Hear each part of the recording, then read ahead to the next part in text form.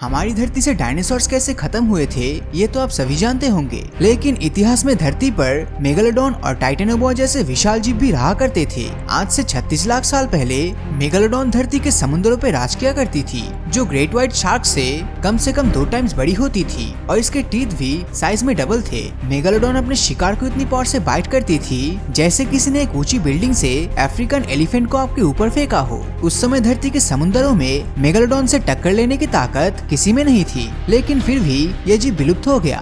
तो चलिए जानते हैं कि मेगालोडॉन का अंत करने की ताकत किसमें थी।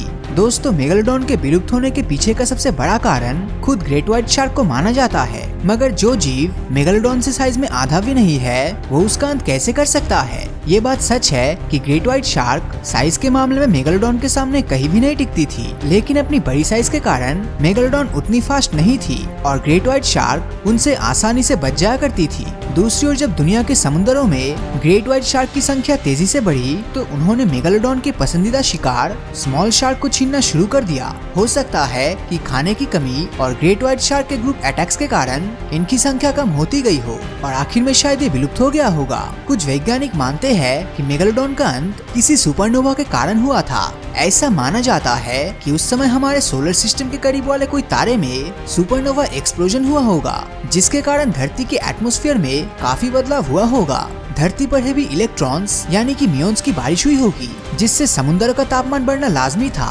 मेगालोडॉन जैसे जीव इन कंडीशन को नहीं सह पाए होंगे, जिसके चलते वो दुनिया से पूरी तरह विलुप्त हो गए। वैसे मेगालोडॉन के अंत से जुड़ी एक थ्योरी पानी के गर्म नहीं बल्कि ठंडे होने के कारण उनकी मौत को जस्टिफाई करती है। आज से 53 लाख से 25 लाख साल के बीच के टाइम पीरियड को हम प्लायोसिन इपोज के नाम से जानते हैं। उस समय धरती की टेक्टोनिक प्लेट्स में कई चेंजेस देखने को मिले थे। ऐसा ही एक चेंज था पैसिफिक प्लेट का कैरिबियन और साउथ अमेरिकन प्लेट से टकराना, जिससे आज के नॉर्थ और साउथ अमेरिकन कॉन्टिनेंट का फॉर्मेशन हुआ था। टेक्टोनिक प्लेट्स में हुई इस टक्कर के कारण पैसिफिक ओशन का टेम्परेचर तेजी से डाउन हो गया था और हो सकता है कि यही मेगालोडॉन के अंत का कारण बना हो। अगर मेगालोडॉन समुद्रों का राजा था, तो जमीन पर टाइटेनोबोआ का भी कोई मुकाबला नहीं था। टाइटेनोबोआ आज तक धरती पर पाया गया सबसे विशाल सांप था, जो आज के जायंट एनाकोंडा के कंपैरिजन में 2 टाइम्स ज्यादा बड़े और 4 टाइम्स ज्यादा भारी होते थे। टाइटेनोबोआ के शिकार करने का तरीका भी काफी अलग हुआ करता था, जिसमें वो पानी के अंदर छिपकर शिकार के आने का इंतजार करता था और फिर एक झटके में उसे अपने जॉस से दबोचकर पकड़ लेता था। आपको बता दूं कि टाइटेनोबोआ आज के पेरू और कोलंबिया के एरिया में पाए जाते थे। उस समय इस एरिया का टेम्परेचर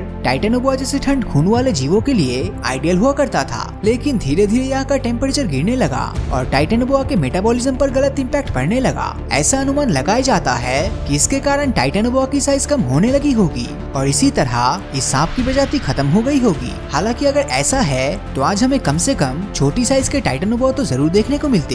दोस्तों, क्या कभी आपने सेजोन फॉर्मेशन के बारे में सुना है? यह आज के कोलंबिया की सबसे विशाल कोल माइन है, लेकिन एक समय यहाँ ट्रॉपिकल फॉरेस्ट हुआ करते थे। इस जगह को टाइटेनोबोआ का घर माना जाता था। यहाँ का एनवायरनमेंट भी चेंज होता गया और यहाँ की कई दूसरी प्रजातियों के साथ टाइटेनोबोआ का भी अंत हो गया। आज हमें सेजोन फॉर्मेशन में टाइटेनोबोआ और उस समय के कई प्लांट्स के फॉसिल्स मिल चुके हैं। वैसे क्या आप बिलीव करेंगे कि समुद्र में रहने वाली मेगालोडॉन भी टाइटेनोबोआ के अंत का कारण हो सकती है? सुनने में काफी स्ट्रेंज लग रहा होगा, लेकिन ये भी एक स्ट्रॉन्ग पॉसिबिलिटी है। अगर हम प्रेजेंट कंडीशन की बात करें तो ऐसा देखा गया है कि जब एक जगह की कंडीशन सांप जैसे रेप्टाइल्स के लिए मुश्किल होने लगती है, तो वो वहाँ से माइग्रेट करने की कोशिश करते हैं। ठीक ऐसा ही उस समय टाइटेनोबोआ ने भी किया होगा। जब कोलंबिया और पेरू में कोल्ड वेव्स का कहर बढ़ने लगा, तो टाइटेनोबोआ ने अफ्रीका की ओर माइग्रेशन करने का सोचा होगा। अब जाहिर सी बात है कि उनके पास कोई बोट्स तो नहीं थी जिनमें बैठकर वो समुद्र को पार करके अफ्रीका पहुंच जाते। टाइटेनोबोआ को खुले समुद्र में तैरते हुए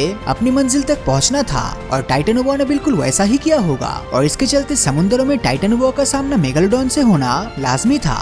जब 2 विशाल जीवों की आपस में टक्कर हुई होगी, तो ये बात तो बिल्कुल क्लियर है कि उन्होंने एक दूसरे के ऊपर अपनी ताकत दिखाने की कोशिश जरूर की होगी। अपनी साइज और अनबिलीवेबल बाइटिंग फोर्स के कारण मेगालोडॉन ने न जाने कितने ही टाइटेनोबोआ को मार दिया होगा और शायद ही टाइटेनोबोआ के विलुप्ति का मेन रीजन रहा होगा। दोस्तों, मेगालोडॉन और टाइटेनोबोआ के विलुप्ति के बारे में एक थ्योरी ये भी कहती है कि वो कभी विलुप्त हुए ही नहीं थे, बल्कि वो आज भी समुद्रों के गहराइयों में रहता है। अब आप सोच में पड़ गए होंगे कि आखिर ये कैसे पॉसिबल है। वेल, जैसा कि मैंने आपको कुछ देर पहले बताया था कि उस समय धरती के करीब वाले किसी स्टार में सुपरनोवा एक्सप्लोजन हुआ होगा।